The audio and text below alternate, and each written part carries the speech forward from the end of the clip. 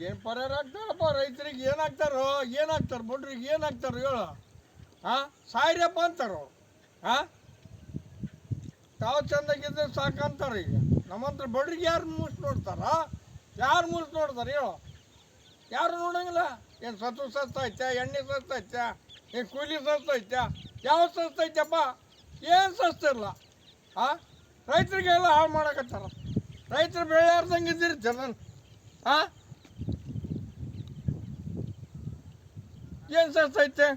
ಹಾಂ ರೈತರ ಬಾಳು ಎಲ್ಲ ಜಳ ಆಗಿಬಿಟ್ಟೈತಿ ಏನು ಮಾಡ್ಬೇಕು ಹೇಳು ಹಾಂ ಇದ್ದರಂಕರ ನಡೀತಾರೆ ಬಡ್ರಿಗೆ ಏನು ಮಾಡ್ಬೇಕು ಹೇಳು ಎಣ್ಣೆ ಕುಡಿಸಾಗಬೇಕಪ್ಪ ನಾವು ಎಣ್ಣೆ ಕುಡಿದು ಎಣ್ಣೆ